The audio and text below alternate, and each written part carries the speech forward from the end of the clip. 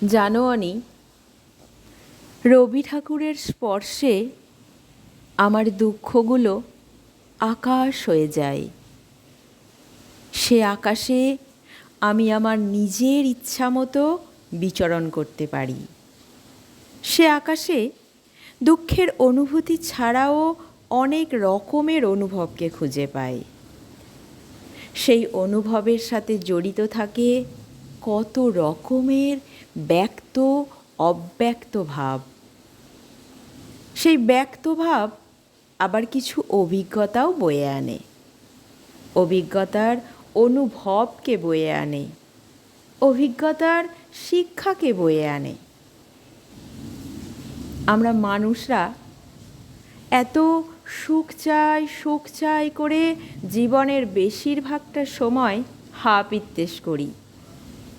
অথচ দেখো, সুখ বড় ক্ষণস্থায়ী, সুখ বড় ভোঁতা। সুখের অনুভূতিতে শুধুমাত্র সুখই থাকে, আর অন্য কোনো অনুভূতি থাকে না। সুখের প্রতিফলনে কেবলমাত্র সুখ থাকে, অন্য কিছু না। সুখের গর্ভে কেবল সুখেরই জন্ম হয়, অন্য কিছুর হয় না। যেই আমাদের জীবনে সুখ আসে, তখন থেকেই সে পালিয়ে যাবার রাস্তা খোঁজে, থাকতেই চায় না। আর দুঃখ, সে তো পোষ্যের মতো জীবনের পায়ে পায়ে ঘুরে বেড়ায়। আমরা তাকে যত তাড়াতেই যাই না কেন, তার থেকে নিজেকে যতই সরাতে যায় না কেন, সে তো যেতেই চায় না। দুঃখের প্রান্ত, দুঃখের কিনারা খুব ধারালো হয়, খুব তীক্ষ্ণ হয়। সেই কিনারা দিয়ে মানব মন এমনভাবেই কাটে যে দুঃখ আমাদের দুঃখ ব্যতীত অন্য অনেক অনুভব দিয়ে যায়। কষ্টের সাথে শিক্ষা, চেতনা, বোধ, সহানুভূতি ইত্যাদি জাতীয় নাম না জানা অনেক অনুভূতি দিয়ে যায়, অনুভব দিয়ে যায়।